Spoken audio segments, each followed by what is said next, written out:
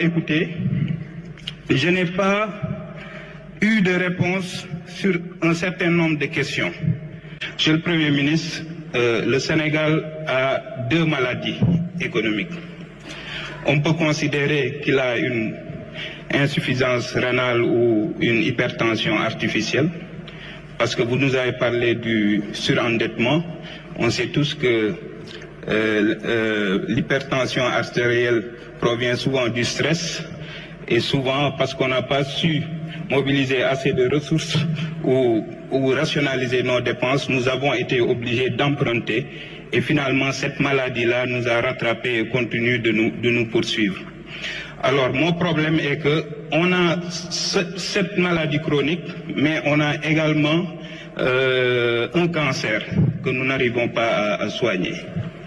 Ce cancer, c'est le cancer des équations économiques que nous n'arrivons pas à régler dans ce pays. En vous ayant écouté, j'ai une question à vous poser, Monsieur le Premier ministre. Êtes-vous venu nous présenter un plan de redressement économique et financier ou êtes-vous venu nous présenter un plan de redressement financier? Je le dis parce que vous avez évoqué le fait que vous n'avez pas eu à revisiter le PREF de 1979. Le plan de redressement économique et financier de 1979 a abouti au plan d'ajustement structurel que nous avons connu.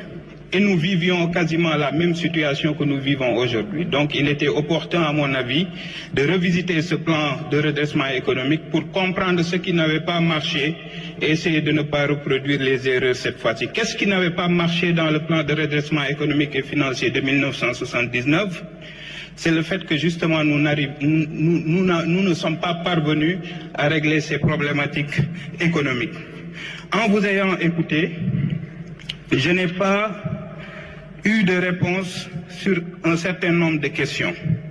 Pourquoi l'agriculture, qui est un moteur de croissance dans votre agenda de transformation, n'a pas fonctionné depuis la nuit des temps? Pourquoi nous traînons encore le problème du chômage et de l'emploi? Pourquoi nos populations restent confrontées à un problème de pouvoir d'achat? Pourquoi notre secteur privé national préfère investir dans l'immobilier plutôt que dans l'économie productive? Pourquoi la croissance économique ne s'accompagne presque jamais d'une réduction du niveau de pauvreté économique? C'est à ces questions que le plan de 1979 n'avait pas répondu et ça nous a poussé à arriver au plan d'ajustement structurel. Merci. En vous ayant écouté, j'ai eu le sentiment que vous nous avez présenté un plan de redressement financier, puisque vous vous êtes focalisé sur les aspects